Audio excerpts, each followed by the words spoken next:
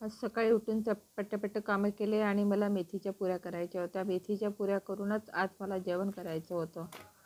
म्हटलं हिवाळा दिवस आहे, हिवाळ्यामध्ये मेथी खूप छान येतात आणि अशी कोवळी जर मेथी जर असली ना तर त्याच्या पुऱ्या अतिशय सुंदर होतात. चांगली पाण्याने धुवून घ्यायची आपल्याला आणि नंतर काय करायचं, ती मेथी आपल्याला बारीक चांगली कैचीनं कापून घ्यायची आहे.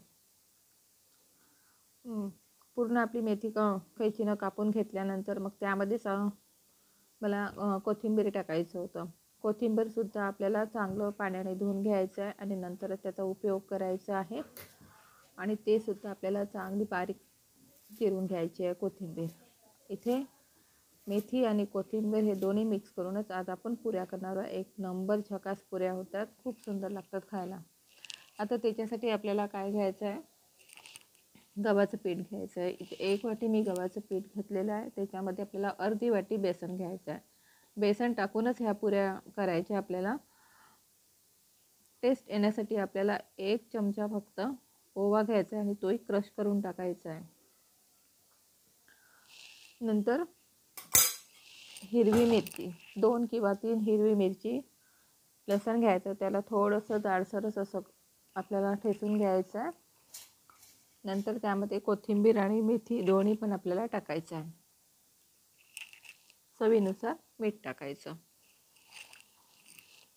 आणि सगळं आपल्याला मिक्स करायचं. पण त्याआधी आपल्याला त्यामध्ये हळद टाकायची आहे. आता तुम्ही इथे तिखट परत टाकू शकता, परंतु आपण मिरचीच टाकलेली आहे त्यामुळे तिखट टाकण्याची काही आवश्यकता नाही.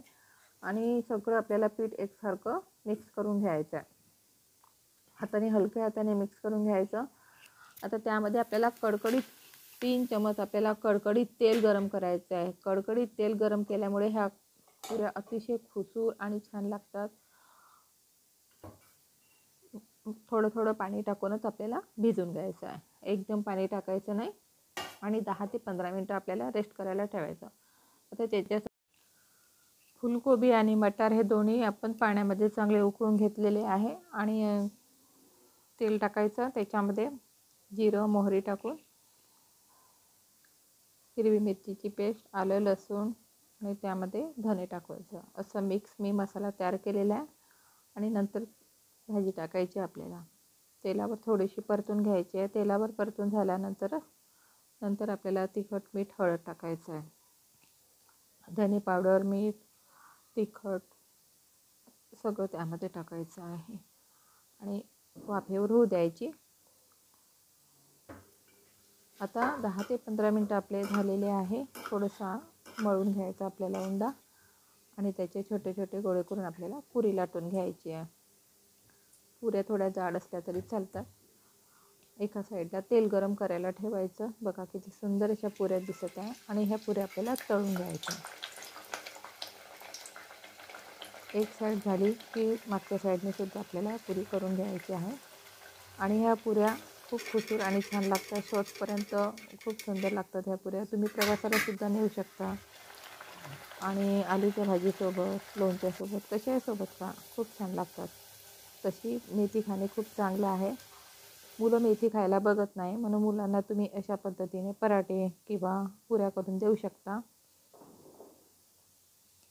तर सगळ्या पुऱ्या मी अशाच तळून घेणार आहे. हिवाळ्यामध्ये ताजी मेथी भेटते ना, त्याच्याच पुऱ्या खूप छान लागतात. कस्तुरी मेथी टाकून आपण पुऱ्या करतो ना, त्याची टेस्ट वेगळी राहते आणि ह्या मेथीची टेस्ट वेगळी लागते. नक्की एक वेळा करून बघा. तुम्ही टिफिनला सुद्धा देऊ शकता. आणि मी फुलकोबीची भाजी केलेली आहे. आजचा व्हिडिओ कसा वाटला तुम्हाला नक्की लाईक करा, शेअर करा, सबस्क्राईब करा. मस्त का? आनंदी राहा, एन्जॉय.